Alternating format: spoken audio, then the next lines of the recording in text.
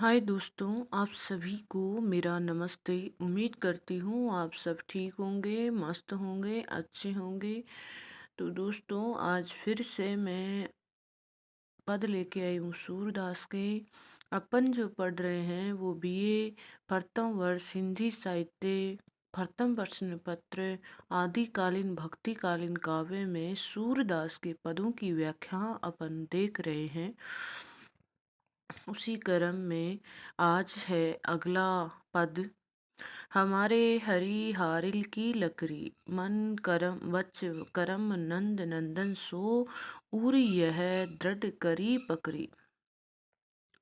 जागत सोबत सपने सूतुक कहने कहने जकरी सुनत ही जोग लगत ऐसो अति जो करुई ककरी। सोही व्याधि हमें ले आए देखी सुनी न करी यह तो सूर तिन्हें ले दीजे जिनके मन चकरी। देखिए, हारिल है एक पक्षी है जो अपने पंजों में सदैव एक लकड़ी को दबाए रखता है, उसके लिए आया है। मन कर्म का मतलब है कार्य, मन वच कर्म ये तीन है तो मनसा वाचा कर्मणा अर्थात मन वचन कर्म सभी से पूर्ण रूप से। नंद नंदन नंद बाबा के पुत्र श्री कृष्ण और हृदय दृढ़ता से पकड़ रखी है। जागत जागते हुए, सोते हुए सपने। सोतुक का मतलब होता है प्रत्यक्ष रूप से, अर्थात जो सामने प्रत्यक्ष रूप से हमें दिखाई देता है वो। कान्हे काहने जकरी, जक का मतलब होता है रट लगाना। ककरी करुई ककरी, करुई का मतलब होता है कड़वी ककड़ी। सोही व्याधि हमें ले आए देखी सुनी न करी। चक्री का मन है चंचल या चक्री के समान। तो दोस्तों, प्रसंग इसमें आप लोगों को करना है वो कैसे करना है, तो प्रस्तुत पद सूरदास द्वारा रचित सूर सागर सार से संबंधित है। इसमें गोपियां उद्धव के समक्ष कृष्ण के प्रति एक निष्ठ भावना को व्यक्त कर रही हैं। समझ में आ गई होगी प्रसंग आपको कैसे करना है कि प्रस्तुत पद सूरदास द्वारा रचित सूर सागर सार से संबंधित है। इसमें गोपियां उद्धव के सामने कृष्ण के प्रति अपने एक निष्ठ प्रेम को व्यक्त कर रही हैं। तो अभी देखते हैं अपन इसकी व्याख्या। गोपियाँ जब गोपियों को उद्धव ने निर्गुण ब्रह्मा के उपदेश के बारे में बताया तो उन्होंने अनसुना कर दिया था। तो उन्होंने जो अनसुना कर दिया था उसी के बारे में यहाँ पे आगे वो कह रही हैं। अनसुना करने के बाद में आगे बता रही हैं कि उन्होंने मतलब क्यों मना किया है। हमारे हरि हारिल की लकड़ी, गोपियाँ उद्धव के निर्गुण ब्रह्मा के उपदेश को सुनकर उसे मना कर देती हैं और कहती हैं कि हे उद्धव, हमारे लिए तो श्री कृष्ण हारिल की लकड़ी है। हरि श्री कृष्ण हारिल की लकड़ी, कि हमारे लिए तो श्री कृष्ण हारिल की लकड़ी है। जिस प्रकार हारिल पक्षी अपने पंजों में सदा लकड़ी को दबाए रखता है, वो एक पल भी उसको छोड़ नहीं सकता, ठीक वैसे ही श्री कृष्ण भी हमारे हृदय में बसे हुए हैं। इसका किसी भी प्रकार से हम त्याग नहीं कर पाती हैं।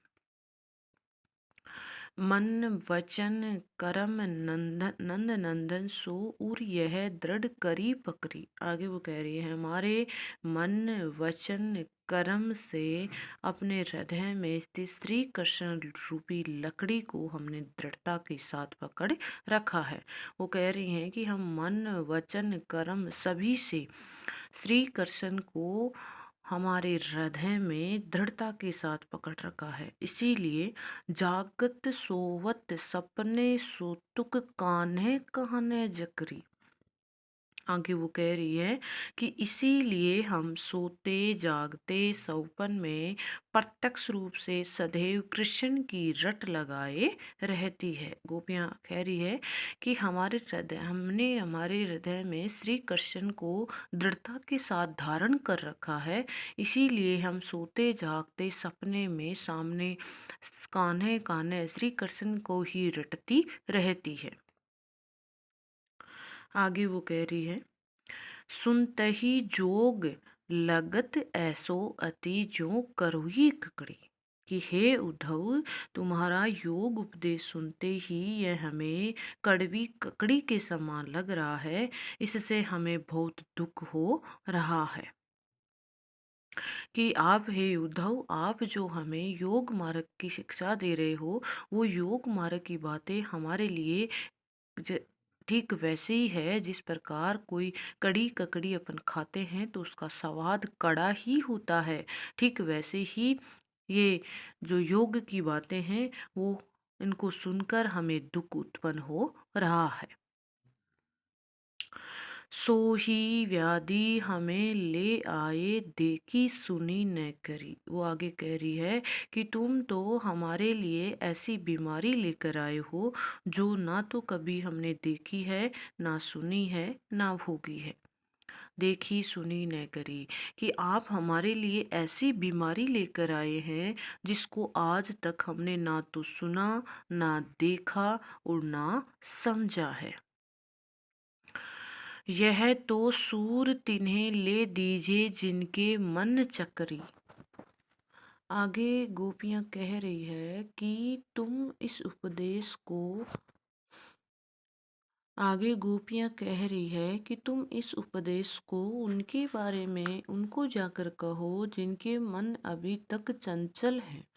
गोपियाँ सूरदास के माध्यम से गोपियाँ कह रही है कि हे उद्धव, तुम अपना ये उपदेश उन व्यक्तियों को दो जिनका मन चक्री के समान चंचल है। अर्थात भाव यह है कि हमारा मन तो स्थायी रूप से श्री कृष्ण में लगा हुआ है, इसीलिए तुम्हारे उपदेश का हमारे ऊपर कोई भी प्रभाव नहीं पड़ने वाला है।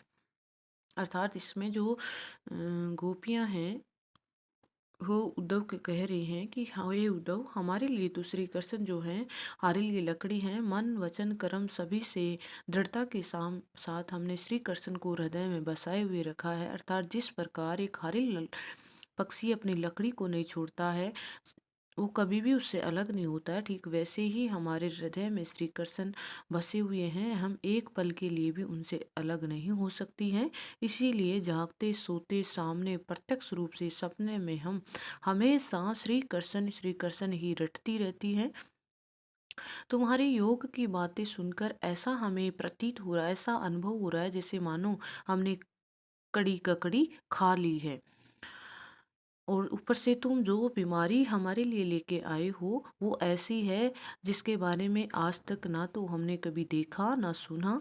हे आगे गोपियाँ समझाने का प्रयास कर रही हैं कि हे सूरदास, तुम है ना, ये उपदेश उन व्यक्तियों को जाके दो जिनके मन अभी भी चंचल है। तो ये पद था, इसका मैंने आपको अर्थ बताया है। अभी मैं और भी बताने में थी, लेकिन आज के लिए इतना ही हो पाएगा। तो पढ़ते रहिए, आगे और पद देख लेंगे। आज के लिए इतना ही। धन्यवाद।